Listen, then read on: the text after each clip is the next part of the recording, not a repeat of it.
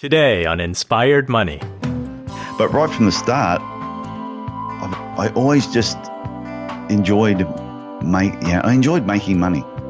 Making money and coming up with different ideas was fun. So it was always something that I had an interest in. So even though when I finished podiatry, I was reading finance books and business books and all that while I was at university, more than I was ever reading podiatry books. This is episode 82 with podiatrist, business mentor, speaker, author, and podcaster, Dr. Tyson E. Franklin. Welcome to Inspired Money. My name is Andy Wong, a managing partner at Runnymede Capital Management. Each week, we bring you an interesting person to help you get inspired, shift your perspectives on money, and achieve incredible things. From making it to giving it away, Inspired Money means making a difference, creating something bigger than oneself, and maybe, just maybe, making the world a better place. Thank you for joining me. Hey, Inspired Moneymaker, welcome back. If it's your first time listening, welcome. Inspired Money is different from other personal finance podcasts because we don't want to just learn how to live with money. We want to help each other to live richer lives, make a greater impact, and together, make the world a better place. Today we're talking with Tyson Franklin, who's on the east coast of Australia in Queensland. The city of Cairns is a popular tourist destination because of its tropical climate and access to both nearby tropical rainforest and the Great Barrier Reef. Tyson Franklin, or as he's also known as Dr. T, is more than a successful podiatrist. He's an amazing business person. He expanded his single office practice to multiple offices. He franchised and sold his business. In fact, I think that he's bought and sold around 30 podiatry practices in his career. Today, he's a business mentor and coach to health professionals, helping them to design marketing strategies and business systems that work. He's written 2 books, and he hosts and produces 2 podcasts. It's No Secret with Dr. T. I'm a guest in episode 152, Investing in Your Future.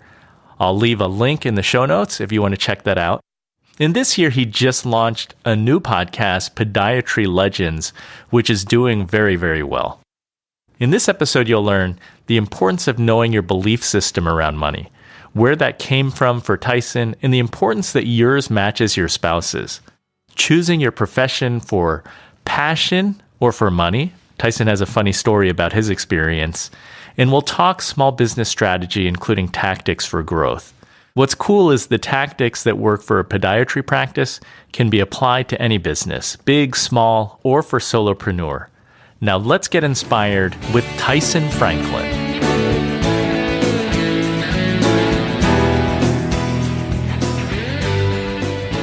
Tyson E. Franklin, welcome to Inspired Money. It's so great to have you on the show. Andy, it's great to be here. This is the first money program I've been on. A first. That's great. So, Dr. T, let's jump right in. What's your earliest childhood memory of money? I was really fortunate. I grew up in a very middle class life, and we lived in a suburb that was probably much less than that. So when you think of America and you think of the Bronx and all that, some of the suburbs some of the areas that never used to be the best. Where I grew up in Brisbane was sort of like that. So my earliest understanding of money was a lot of people didn't have it. But having said that, I had a really cool life and a great lifestyle with my family because both my mother and father worked, and they wanted to get us out of that suburb and that environment and away from the people that we were hanging around with. So they got a caravan down at a holiday park on the Gold Coast, right on the beach. So we had that there from the time I was probably 2 to about 16. And I spent every weekend, every public holiday, every school break down at the Gold Coast. We had boats. We went fishing. We went and caught mud crabs. And that was my lifestyle. So I figured out really early there was a lot of people that didn't have a lot of money. But if you wanted to really work at it, you could still create a good lifestyle. You just had to budget. And I was brought up, you don't buy something and then pay it off. I was brought up, you save And when you've saved the money, then you actually purchase it, which saves you a lot of money long term. That is a valuable lesson. Yeah, and it's really funny. I'll tell you a bit of personal stuff. My ex-wife was brought up slightly different to me, and she was brought up that, oh, you want that huge big TV set? Go and buy it, and it's only monthly payments of X for the next 4 years to pay it off. Whereas I was brought up, you want that big TV set, save the money to buy the big TV set and go and pay cash for it, and then you may even get a discount and you'll save money. And when you look at the two over a 4-year period, there's a big difference in the amount of money that you save. So my ex-wife and I, that's what we clashed on, and was the reason why we didn't stay together. Well, it's not uncommon for money to be a subject that causes that conflict. Yeah, but I think it goes deeper than that. It was your beliefs and values. So your beliefs and values around money, family, fun. That was more of the problem. It was the way that we were raised and our belief system around money. And I always had a belief that of abundance, that there was always enough for everybody, and the harder you work or the smarter you work, you will acquire more of that. Whereas I think my ex-wife may have been more of a scarcity mentality and was afraid of missing out. So if I don't grab that big TV now, I won't get that big TV. Whereas it'll always be there when I'm ready for it. Do you think that your parents helped to instill that in you, or is that something that you had to discover on your own? I think it was a bit of both. The one thing I will always give my mum credit for, and she's quite a hard woman, was anytime I had a part-time job, it was always be the first one there, work harder and faster than everybody else around you, and be the last one to leave. And if the company is ever going to lay people off, you're going to be the last person they're going to lay off because you're too valuable. So she instilled a really great work ethic. So out of all the time I've ever worked, my whole career for myself, other people briefly, I've never really had a sick day. I've never just gone, I don't feel very well, so I'm taking a sick day and not going to work. I've just ingrained into me that if you want something, you really have to work for it. It's not going to just get handed to you. My dad, on the other hand, my dad was a lovely guy who would hug everybody and everybody absolutely loved him.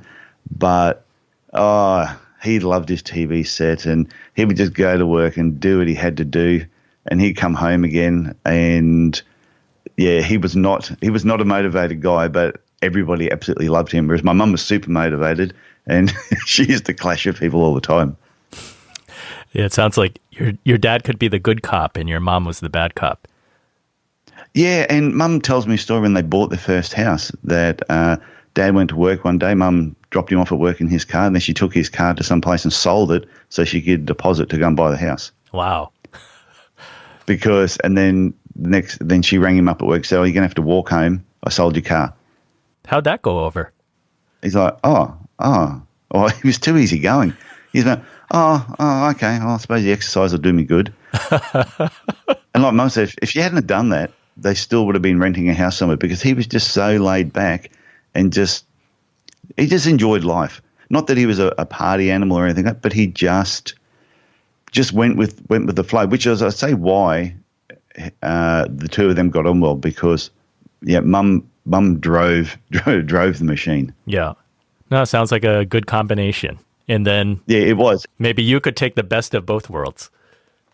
Well, my wife now, Christine, the reason we get on so well is we have the same beliefs and values around money.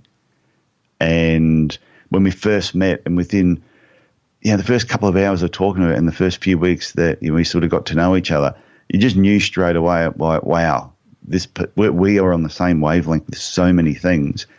And as the years have gone, have we ever clashed? Of course, we don't agree on everything, but when it comes to the most important stuff, our beliefs and values are very similar, and especially around money. Tyson, you've had this work ethic from a very early age, but you had pretty big goals too, because you wanted to be a millionaire. I did. When I was 12, my parents said to me, "So Tyson, what are you going to do when you grow up?" I went, oh, it's simple. I'm going to be a millionaire. And they went, oh, okay, well, what makes you think you can be a millionaire if we couldn't? I go, oh, it's easy. I'm smarter than you. And so my mum went, well, Mr. Smarty Pants, here's a piece of paper. Write that down for me. When are you going to be a millionaire by? I said, by the time I'm 30. So I guess she made me write down, hi, I'm Tyson Franklin, and by the time I'm 30 years of age, I'll be a millionaire and retired. And my mum, I had to sign it, and I gave it to my mum. So go ahead 18 years, and it was my 30th birthday. I was divorced, bankrupt, didn't have things. Life was not going very well. It was my 30th birthday, and I'm in Cairns in North Queensland, and I'm like, feeling really depressed. So I said, I'm going to go home for a couple of days to go and see Mum. And by then, my dad had passed away. So I get home, see Mum. Mum goes, oh, I've got something for your birthday. I went, oh, Mum never buys me anything for my birthday. This will be interesting. And she hands me an envelope. And she says, I've been holding on to this for 18 years. And I went, oh, and I didn't even know what it was. And I opened up the envelope, and when I opened it up, it was the letter that I wrote as a 12-year-old. And my mum said, so how close are you? Ouch. And from that day onwards, my life turned around. Right up until that point, I'd sort of, I don't know, I think people, you can have these big goals and ambitions and drive, but sometimes you can forget that feeling of when you are making those goals, because life just gets in the way, and one day leads into another, and then things happen, and yeah, so it didn't really go to plan. But when I got that kick in the guts from Mum, which I needed, I sat back and went, you know what, I'm where I am right now because I've made some really, really bad decisions, and I'm not going to do that anymore. And I left the Gold Coast, came home back to North Queensland, and all of a sudden just started getting my act together. And that was at 30 years of age. I think I'd only just met Christine, my wife now, just around that same period. 32, we got married. 35, my life was absolutely fantastic. Owned a house, owned cars, everything. It had totally turned around what my life was at 30. Just that mental switch in my head. Tyson, how fine a line is that when you're walking through life and making the choices on the right side that are leading you towards success versus struggling? Is it a very fine line? I think it's an extremely fine line, and I think it comes down to the easy option and not so easy option. So I think it's sometimes, and give you like a simple example, it would be you might come home from work and there might be a blog article that you have to write or a report that you need to finish. And you walk into the house and you go, I have a choice now. I can go into the office and finish that, or I can just grab a beer and just sit on the lounge and just relax for a little bit. And do it tomorrow. Yeah, I'll do it tomorrow. So you grab the beer, sit on the lounge, you watch TV for 4 hours. Yeah, you've had 6 beers, and then you wake up the next day and you go, oh, yeah, that's right, I was supposed to do that blog article. And it's those little decisions that I think they compound, like compound interest. They compound over a period of time. Every time you've got these little decisions of do this or do that, I think sometimes it's easier to just take the easy option and we sort of avoid the not so easy option. But sometimes, and then when it comes to that blog article report, you'll sit down and it takes you 25 minutes or 45 minutes to write the thing and it's done. And you go, if I'd just done that in the first place, I could have done it, got it over and done with, then sat down, had that beer and had the perfect evening instead of that guilt feeling in the back of your head. So can you write down the things that you need to get done so you can prioritize? Do you do that? Or is it just a very subtle difference between sort of jumping on the opportunity to do it versus waiting? No, I do that every day. Every morning, well, usually the night before I go to bed, I have a look at what do I have scheduled in, which are like, they talk about the big rocks, little rocks, sand and water. You've heard that analogy, haven't you? The story, the science teacher? No, I haven't. Okay, so there's a science teacher and he's there with his students and he has this big glass jar and he says to the science students, he fills it up with big rocks, tell me now if this jar is full. And all the students go, well, yeah, it's full. You've got these big rocks in there. He goes, okay, And then he gets some gravel and he pours some a lot smaller rocks in there, and it fills up all the gaps. He said, "Now tell me if that's full." And they went, "Yeah, that's definitely full." Then he pulls out some sand and pours the sand, and the sand goes down in between all the gaps. He says, "Now is it full?" And everyone goes, "Yes, it's full." So then he pulls out a jug of water and he starts pouring water into it, and all of a sudden it fills up. And he says, "Now is it full?" And everyone went, "Yes, it's full." He goes, "That's right, it is full." He said, "Now if he did it in reverse, if I filled it up with water, which are just meaningless tasks, and then I try and put my big rocks in, which are the most important tasks," he said, "you can't put them in there. There's no room." And that's where I think a lot of people make the mistakes throughout their day. So did that make sense? Yeah, that makes sense. That means that it matters what you do first, and you better be like intentional about it. Yeah, and it's also, so instead of just going, "Oh, okay, so I've got the day, what am I going to do today?" Next thing, you check your emails, and that's water. That's the worst. You check your emails, you jump onto Facebook, more water. I was going to ring Barney about the barbecue on the weekend, more water. So you're doing all these like water activities, and all of a sudden you go, "Oh, that's right, I've got to sit down and do this financial report, which is going to take 4 hours," and that's a big rock. You've got nowhere to put it if you're chewing up your day with all these like water type tasks or sand or gravel. So usually before I go to bed that night, I look at the next day and I go, what have I already got scheduled in? It might be, I've got a podcast interview at 7 o'clock in the morning, and then I've got to go out to work. I've got this marketing thing I've got to go through, and I've got that all blocked in. Once I've got that all blocked in, then I can fit in other stuff around that. So, and a friend of mine said that if you don't have a really strict, tight diary, you will then be a slave to other people's diaries. So if in your diary you had somebody rang up and said, "Andy, can we meet at 2 o'clock on Wednesday?" And you go, no, you've got that blocked out to do a certain task. You go, "No, sorry, I can't, but I can do 12:30 or I can do 4 o'clock." They go, "Oh yeah, okay, that's fine with me." They will fit into your schedule instead of you fitting in with their schedule, and therefore you get a lot more done. So do you keep a book, or do you do it electronically? I have, I do it all electronically. So I've got my Google Diary, which I love because I can color code everything. But at the night before I go to bed, I have a sheet of paper that I have next to my desk, and I write down all the things I'm going to do for the day. That you can tick off the next day? Yeah, so even though I know what's in my diary, I will still, for today, I'll get a sheet of paper, like legal size paper, and I'll go, okay, from 8:30 to 11:30, I'm doing 3 podcast interviews, for example, and I'll write that in there. So then when I look at all the gaps, then I've got just a hardcover book where anytime a task or something pops in my head that it's not important, but I'd like to get it done at some stage, I just note it down in this book. So then at the beginning of the day, I'll then look at the book and go, okay, out of all these 20 things I've written down here, what's something I would like to get done today? And I'll just fit that somewhere in one of the gaps. And that's sort of just how I run each day. I'd love to say I do that every day and I'm perfect, but it doesn't always work that way. Well, none of us are perfect. But I like the idea that it's about gaining control and being in control of where you want to go and the things that you want to get done. Well, I think if you're controlling your day, you can get more done. And that's what I mean. Like, so I have the electronic diary, and the reason I have that is because it can be on my computer, it's on my iPad, it's on my phone.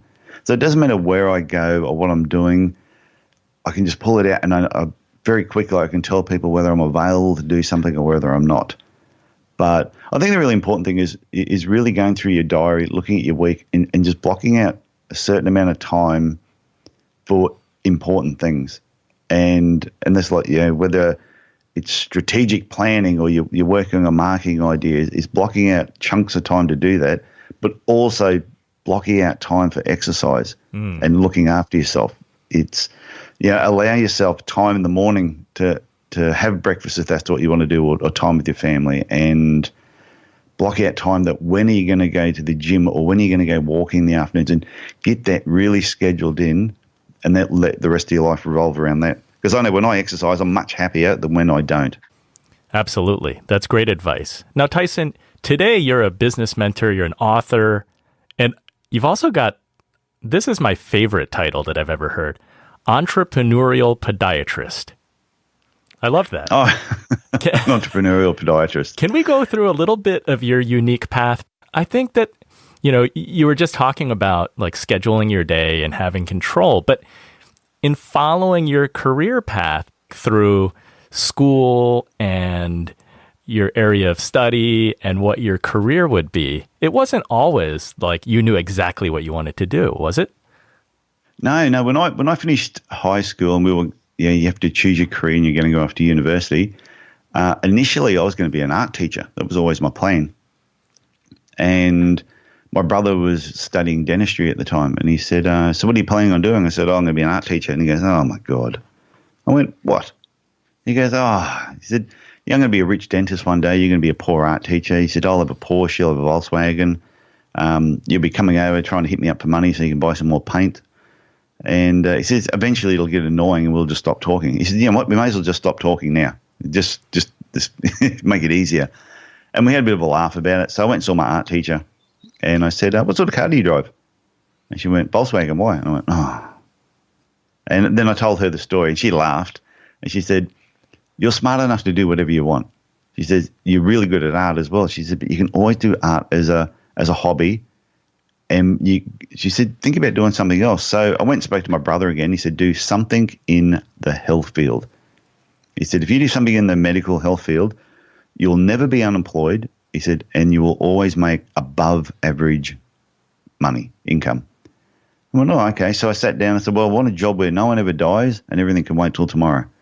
And there was only a couple of jobs, a couple of occupations. Optometry was one and podiatry was the other one. So that's how I got into podiatry. But right from the start, I always just enjoyed I enjoyed making money.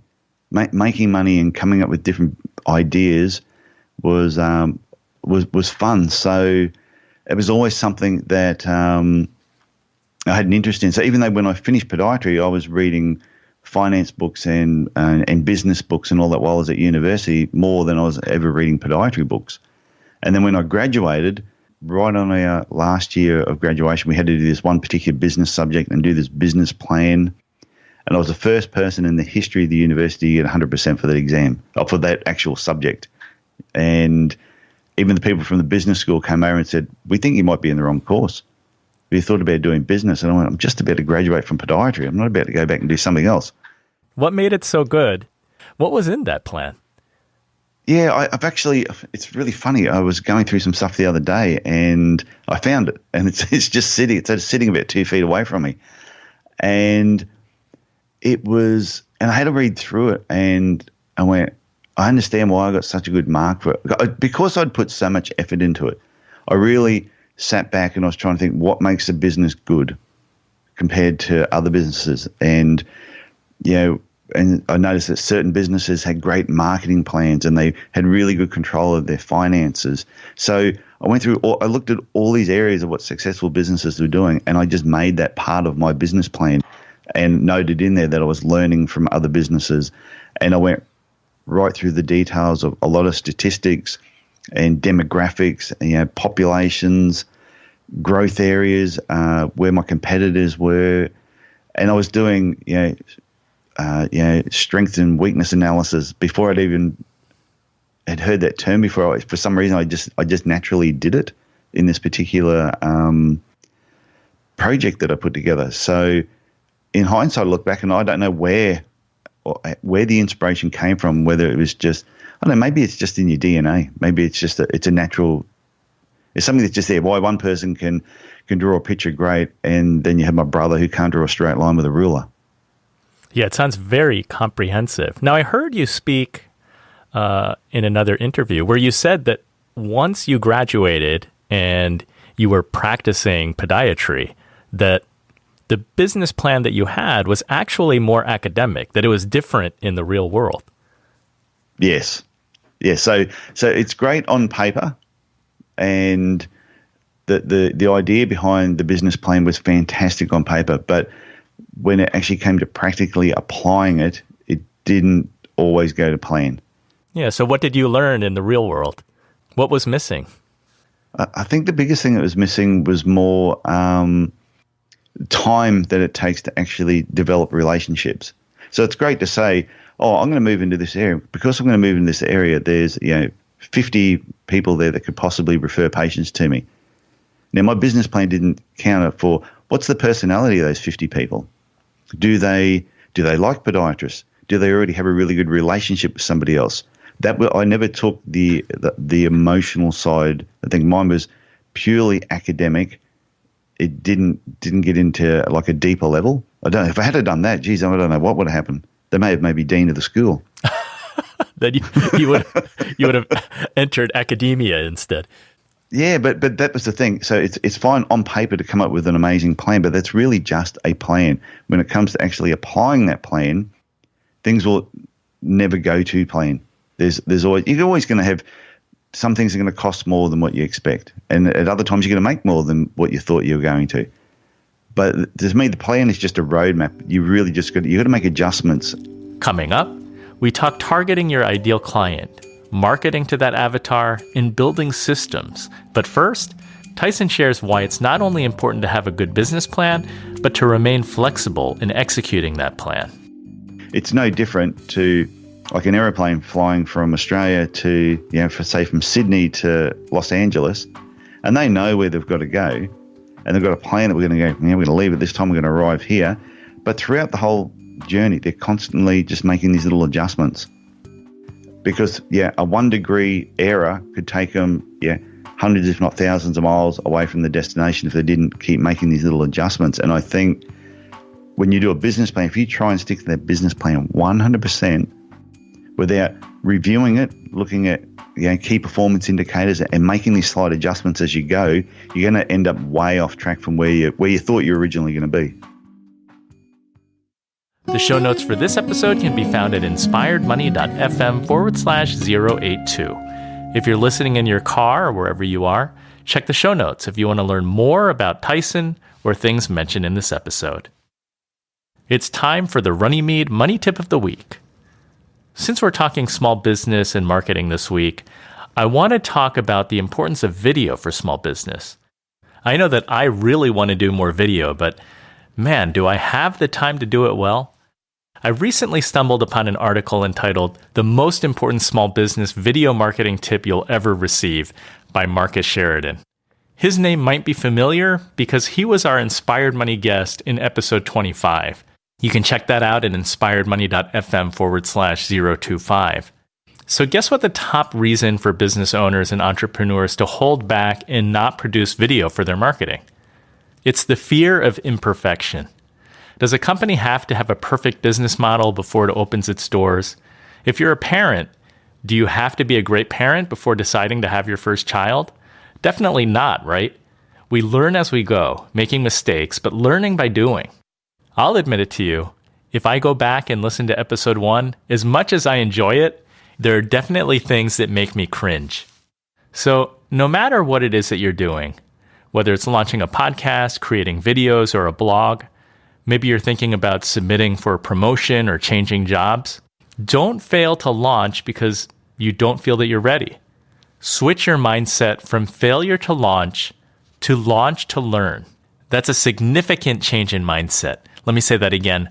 Launch to learn. Commit to doing something and then do it consistently. I promise you that you will improve. As Marcus writes, video marketing is possible for all of us. In fact, great video is possible for all of us. But please, don't be afraid to learn. Don't be afraid to experiment. If you do, the results may amaze you. Now go push record. That's the Runnymede Money Tip of the Week. Inspired Money is brought to you by Runnymede Capital Management. We help you to plan, invest, and worry less. A quick shout out to a bunch of people that I've received feedback from and spoken to recently. Lael, Sky, and Jeff, thank you for being inspired money makers. So what's your biggest financial challenge right now? Do you need help consolidating old accounts? Do you need a financial plan or help with your portfolio? Go to inspiredmoney.fm/Andy, that's ANDY, to email me or go to inspiredmoney.fm/15 to schedule a 15-minute call. That's inspiredmoney.fm/15. We can talk about anything. Let's take it offline. I'd love to hear from you. You're listening to Inspired Money. I'm Andy Wong. So today, if you were drafting a business plan, would you be going into such detail as trying to identify the emotions of the people who can refer you business? Yeah, I would be. I'd be looking at the brand, not just my own brand. What it is that what is it that I'm putting out there to the public, and therefore, how is the public going to perceive what I do? And the other part I never put in my business plan was talking about who is the patient avatar, who is your ideal client, because that was just totally unheard of back then. It was every business was, oh, who's your ideal client? They breathe. You want someone with a foot. Yeah, anyone that's got two, even if they've only got 1 foot, that's good enough for me. And as long as they're breathing, that's good enough as well. So the whole idea of having an ideal client was just craziness. If you brought that up back then, they would have locked you up. No one spoke about that 30 years ago. Or if they did, I didn't know about it. But then what I do differently would be I'd be spending a lot of time really honing in who is my ideal client, patient, customer. Because if you know that, then your marketing and everything else you do just becomes so much easier and more effective. So that would be a big part I'd be putting into my plan. Can you give an example? Like what type of ideal customer would you be trying to serve? And when it comes to how you want to be perceived by the market, how are you devising that so that the two can work together? Okay, so example would be if when I had my podiatry clinic, my ideal client was, like, we'll call him John. And John was a 42-year-old male. It could have been a female with the name John, so that's why I had to distinguish. John is a 42-year-old male who's married, got 2 kids. The kids are now getting to that 10 to 12 where he's having to run around with them a lot more, and he's finding it harder and harder to keep up with them because he's put on a little bit of weight. He's not as fit and healthy as he used to be. But John has a pretty good job. So John's making over $80,000 a year. His wife works as well, part-time. So together they've got a household income of about $120,000. John drives a relatively nice car. He's a member of a local golf club, and he goes to he sort of Chamber of Commerce meetings and those type of things. So I really narrowed down who John was. And once I knew who John was, and the reason I wanted that particular patient was I knew they had particular problems, but what also I knew that he was financially stable. So if I was offering John certain treatment, he wasn't there going, I don't know if I can afford it. You knew that he would be able to afford the treatment that you were sort of recommending. So once I knew who John was, and sometimes, like, I think when you're first starting a business, it's hard to really identify who your ideal patient is right from start. You've got to see different patients, and you've got to see what you're actually interested in too. So, but once you identify that patient, once I know who John is, then I've got to go and find out where do all the Johns hang out. That sounds terrible, doesn't it? It sounds like maybe we should have picked a different name for this example. Where do all the Johns hang out? Yeah, we'll call him Barney. So, but it's the same thing. It's where does John? What's John do? Where does John spend his time? And if I can find that out, then I can market to those particular areas. So, one of my tips for people is, and when I do coaching, I tell them, who is your ideal client? And look at all your patients that come through now, or customers, clients, and who is your ideal client? Now, some people say, it's Mary and she's 30 to 55, and I go, I pull them back in. I go, okay, so you're telling me Mary who's 30 and Mary who's 55 are exactly the same person? That they'll have kids that are at different ages. They'll be in a financially different position in their life. They're driving probably different cars. They might be members of different groups. Okay, so that is too broad. Who is the ideal person that you want in your business? And how I explain to people, I go, if we put a dartboard up and I give you 10 darts, and if your ideal client is the bullseye, throw the darts and try and hit the bullseye. Now, you'll throw those 10 darts and you might get one that will actually hit the bullseye, which is your absolute ideal perfect client. But as long as you're aiming for that one, you're going to get a lot closer to your ideal client. So not everybody's going to be, so the 40-year-old lady or the 42-year-old man named John. I might get someone who's 35. I might get someone who's 55. But as long as I'm aiming for John, I'm going to get closer to John if I aim for John than if I don't aim for John.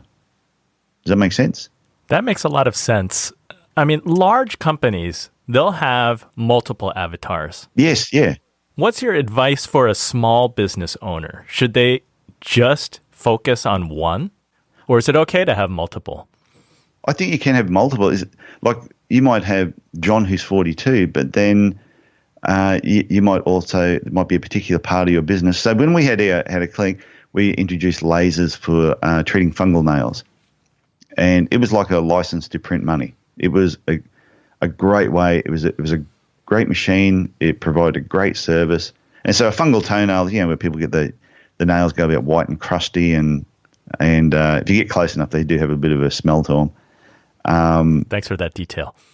Yeah, for the podcast, just want to give people just to let listeners get the full effect. Bit of a visual, so a bit of a sniff. So, but anyway, now I wanted to introduce that machine. Now, John, the 42-year-old male, that is the last thing that he is probably ever going to want to use. But for women, for females, it was a really important thing because a lot of women would just cover up fungal nails with nail polish, which long-term just makes them worse. And the nails just end up falling apart. So we had a completely different avatar for that piece of equipment. But the thing is, so if we have an avatar for the fungal nail equipment, therefore when we're doing our marketing and we're just really targeting the person that we know would use that equipment. So once you know your different avatars, then you do your marketing talking to that person. So when you're writing it, if you're writing a copy, you're writing to that person. You don't worry about, if I'm writing about fungal nails, that John might read that and go, oh, it's got nothing to do with me. Well, John will never read it because I'm not pushing it where John would be. So it's so I think you can have more than one, and there's a lot of businesses that have more than one. Mm-hmm. But it's important to have them so that you can be focused. Yeah, it's to stop being too broad. You'll see some businesses that are just so beige, and they cover so much stuff that you don't know what they stand for. Right. So but it's no different to a business that says we're a discount pharmacy. That they're targeting a particular group of people. If somebody says they're superior carpet cleaning, then you're assuming they're different to the guy down the road who calls himself discount carpet cleaning. Yep. Tyson, for the benefit of the Inspired Money listener, because you're a podiatrist, right? You're a medical doctor, but you are the entrepreneurial podiatrist. You've been able to build your practice, grow your business from one location to multiple locations. What was that like? That was fun.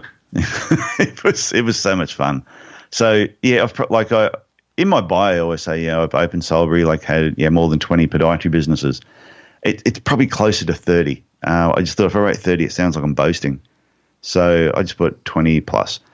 But at one stage, I had 5 clinics that were about probably 1,400 miles apart. So when you do that, you really need to have great marketing plans, but you need to have really good systems and a good team around you. So, but systems is the big key. It's every time anything you do in your business that you do on a consistent basis needs to either have a system or it needs to have a framework that people can actually follow. And once you do that and you get it right, then you can do what you're doing there and you can duplicate it. So a perfect example would be when I had my clinic in Cairns, I thought, okay, I want to open up another clinic somewhere else. This is the first time I did the second one. And I chose Mackay. Now, Mackay is about 600 miles south of Cairns, or maybe a 550, which is still a fair distance. It's about an 8-hour drive. That's far. And yeah, so the reason I set it up in Mackay was because, one, I didn't want my Cairns clinic to have any influence whatsoever on it. So it'd be like you could be in New Jersey, for example, and you open up another outlet, 15 miles away. Yeah, people probably still have heard of you. So it could be influenced. But I wanted somewhere that had no influence whatsoever from my original clinic, because I wanted to test, were my systems robust? Did they work?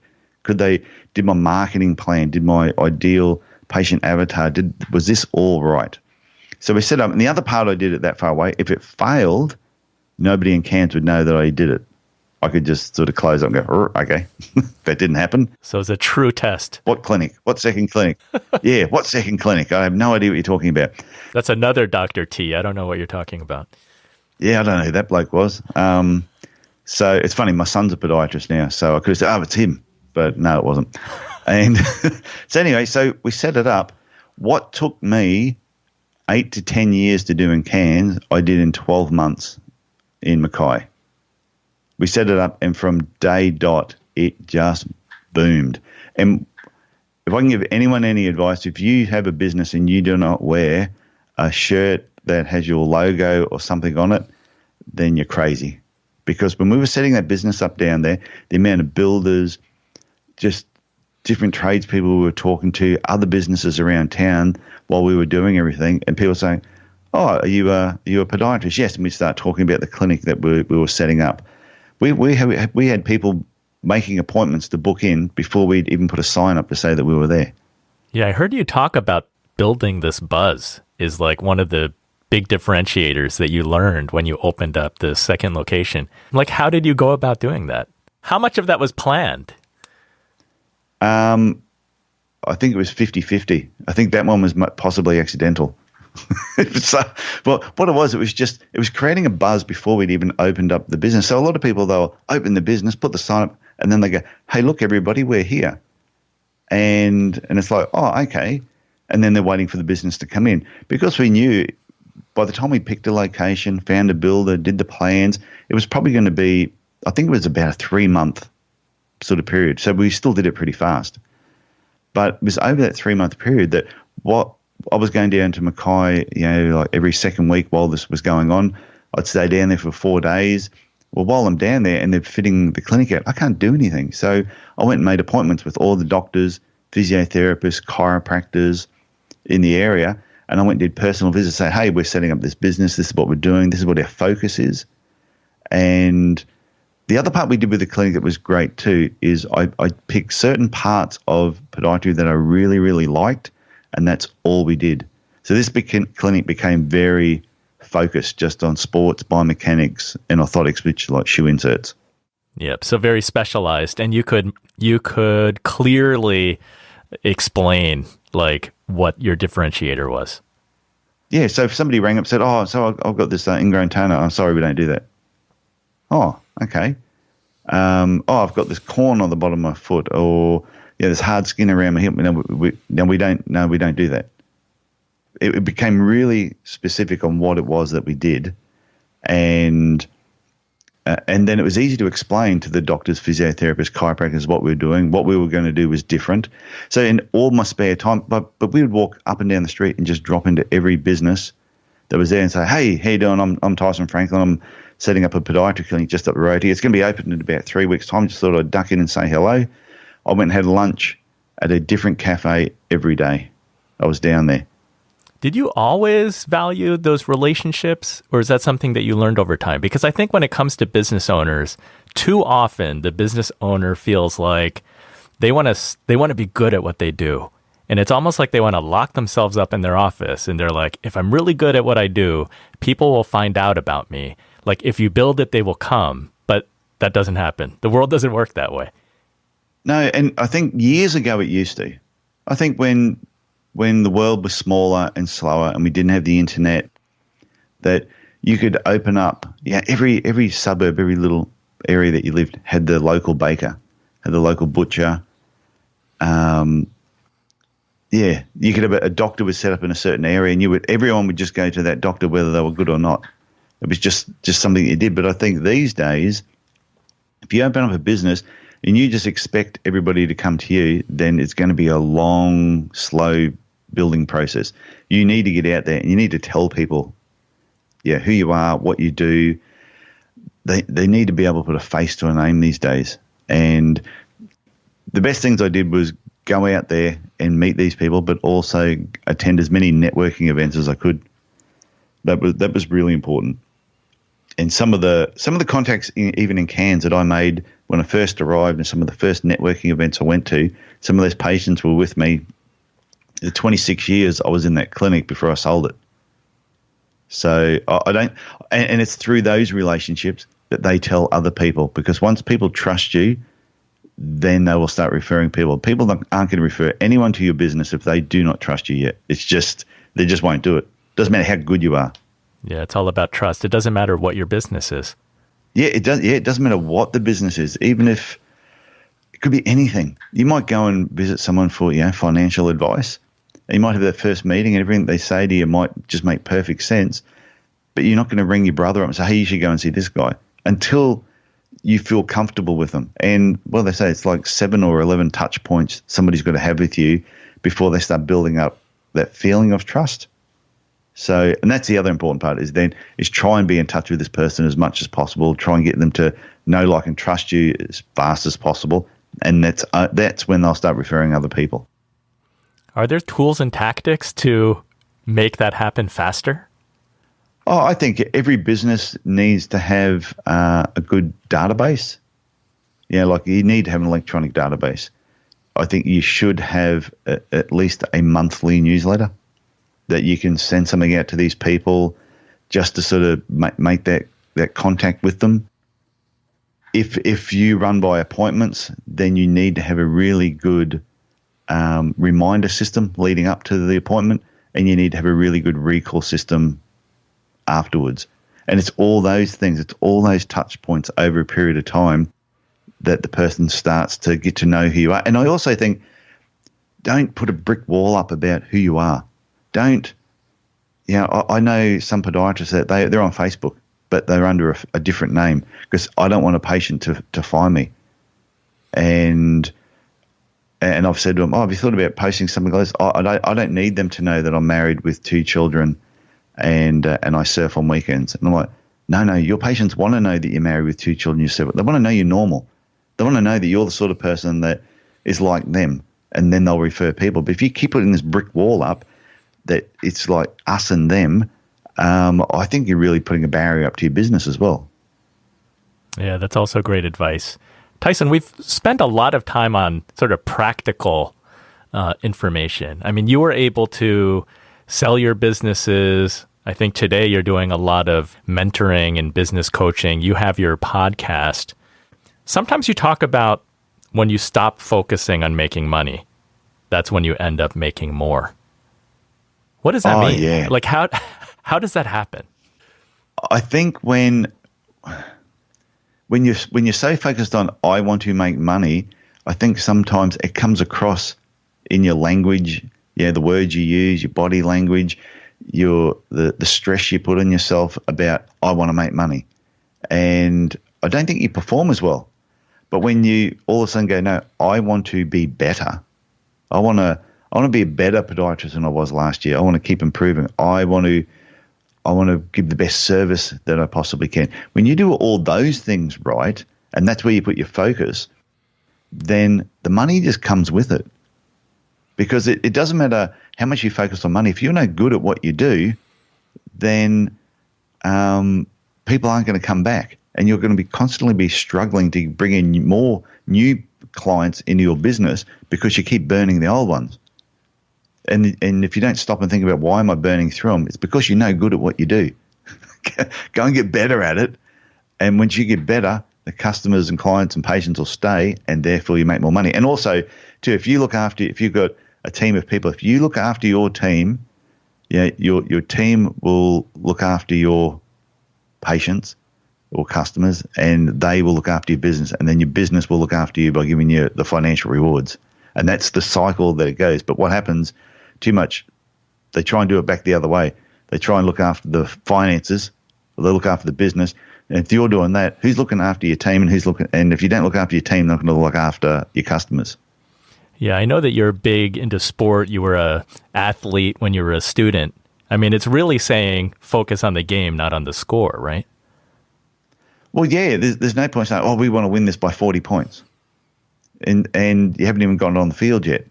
So you've got to have a game plan, and you've got to execute that game plan, but you can't take the field unless you've done the training beforehand. So it doesn't matter how skillful you are, eventually just your basic skills, your natural ability will run out. You need to keep practicing and getting better.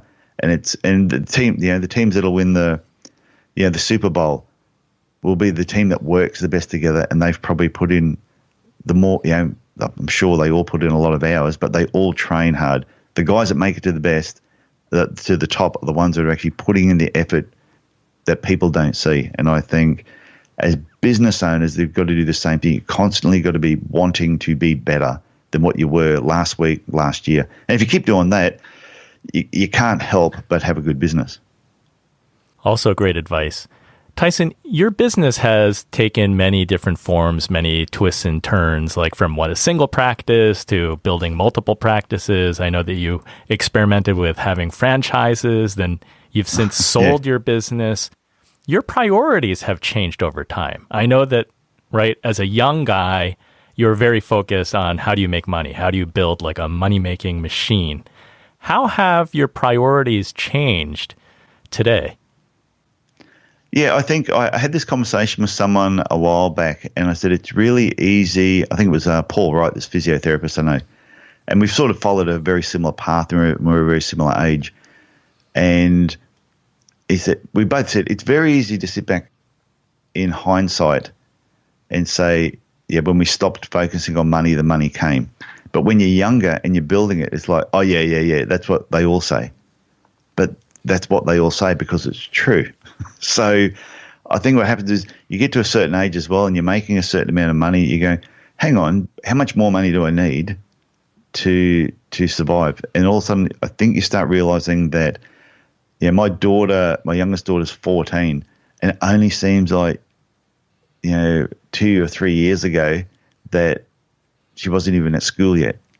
And that has gone so fast. The last 10 years has gone so fast. And I'm thinking, if I don't slow down and just enjoy life, next thing my daughter's going to be 24, moving out of home, getting married, and I'm going to miss all that. So, yeah, as I've gotten older, my priorities have changed, that you need all our time for yourself, for your family, fun, friends, because when you take your final breath, I don't think the last thing you're going to be thinking about is, wow, I wish I had made that last deal and put an extra $1 million in my bank account. I think you'll be thinking about your loved ones and your life when you go. And so that's part of my focus now, is that I still want to make money. I still got a lot of ideas. I've got new business ideas I haven't executed yet that are percolating in the back of my head. But at the same time, I'm not going to do that if it's going to jeopardize my lifestyle and time with my family. So I've got to find that balance in between. Yeah. So how do you approach that work-life balance? Does that exist? Oh, I don't think there's any such thing. That sounded really bad. What I mean is, I think if you looked over a year period, yes, there should be a balance between your work life and your family life. But I think at certain times, there must be an imbalance. So if I was kicking off a new business tomorrow, my family should expect that I'm going to be putting a lot of hours in that initial couple of months to get this thing off the ground, through early morning meetings to running the business during the day to setting things up, maybe doing things after hours. But over a period of time, once it starts to get established, then you've got to pull in the reins a little bit more. And then when all of a sudden when you have a holiday break, if you're having a 2-week holiday break, is you then should be 100% focused on your family and not work. And I think that's where the balance comes, is at certain times you must be focused 100% on work. But when you come home at night, be 100% focused on your family. Not, oh, yeah, kids, how you doing? Yeah, I've just got all these reports I'm doing, and you've got computers sitting at the kitchen table. To me, I think you've got to switch off, or otherwise that you just don't form those relationships. Yeah, I think it goes back to your daily diary. Like you better write down the things that are important that you want to get done that day. And then that way you can check them off and not miss things that are the big rocks. Yeah, well, but I've seen people where you'll be on an island in Fiji, or it could have been Hawaii or something like that, and you're sitting by the pool really enjoying yourself, and you'll see there's a guy there with his laptop computer, and you can tell they're actually working. They're on the phone. You walk past, you hear him on the phone talking to someone. I'm going, yeah, just turn it off. And I think what happens is people don't they don't set up boundaries around their work environment and their family environment. And yeah, like there's certain people that I do work with now, and I tell them when it's 5:30 Friday, don't ring me because I won't answer the phone. Because once it gets to 5:30 Friday, if I've said that's the end of my week, that's the end of my week. Don't ring me about anything else because I'll know your number and I won't answer it. So I think you have to set these boundaries up to protect yourself, and both physically, mentally as well. I love that. Dr. T, I like to ask all the Inspired Money guests, how do you define success? Oh, being happy. I think when you're happy within yourself and you don't have the terrible feeling in your stomach all the time that you haven't done enough, or should I be doing more, or I failed here, I made this mistake, I'm angry with that person. I think I define success that each day you're just happy, and once you find that little happiness sort of part of things, life is just more fun as well. So that's my definition of success, just an inner happiness. And it sounds a bit woo-woo-y, but yeah, it's not. It's hard to explain, but it's just like last Monday I was at home, and I was in the swimming pool. And I had a coaching client early in the morning. Then I went for a swim, got out, had lunch, and then did another coaching client. And when I was in the pool at 11 o'clock, I'm thinking, God damn, life is good. I'm really, really enjoying life at the moment because I've set it up for myself to enjoy life. So, yeah, just be happy. I like the simplicity. Just be happy. That's my word for the year. That's my word for the year is simplicity. Every year I set a word up that's my focus word for the year. And this year's word is simplicity. It's just look at everything you're doing and just simplify it. Stop making things so complicated. And I think life will be easier. I like it. Well, thank you for spending time with us. Can you tell the Inspired Money listener where they can find you? I encourage the listeners to check out your podcast, It's No Secret with Dr. T. Also your books, It's No Secret. There's Money in Podiatry for the podiatrists out there. But you also have a second book, It's No Secret, There's Money in Small Business, which I want to read for my own business. Can you tell them where to follow you and find out more? Yeah, well, you can go to my website, tysonfranklin.com. And from it, it's got It's No Secret with Dr. T. I've got a second podcast too called, I've only started the last couple of weeks, called Podiatry Legends. So if you've got a podiatry or medical type background, I think you'll enjoy the stories of these podiatrists just sharing their careers and how they got to where they are. On Facebook, I'm just Tyson E. Franklin, so I don't mind people stalking me at night. I've got nothing to hide.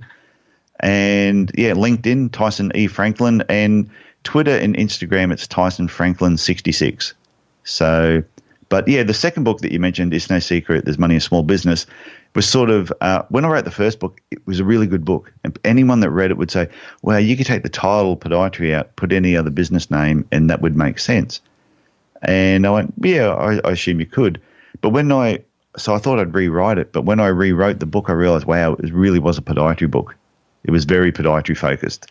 So I sort of rewrote 50% of the book, took out all the podiatry stuff, pumped it full of steroids, and then re-released it. And so the second book is a far better book than the first book. But if you're a podiatrist, I'd read the first one. Awesome. I'm going to check it out. Thank you, Tyson. This has been fantastic. Thank you, Andy, for having me on the show. So what was your favorite Inspired Money moment? Tyson offered lots of great advice. I like his strategy of relationship building. Don't just identify those who can refer you business, but know their emotions, where they hang out, and how to win their trust. The other thing is, it sounds like I need more Runnymede Capital and Inspired Money shirts to wear around town. If you had a different favorite Inspired Money moment and takeaway, let me know by going to inspiredmoney.fm/Facebook. Let's continue the conversation there. If you enjoyed Inspired Money, please share it with a friend or share it on social media. Thanks again for joining me on this mission. The music you're listening to right now and all other music on today's show is by the amazing Jim Kimo West. Aloha, Kimo. Have an inspired week. Do something that scares you, because that's where the magic happens.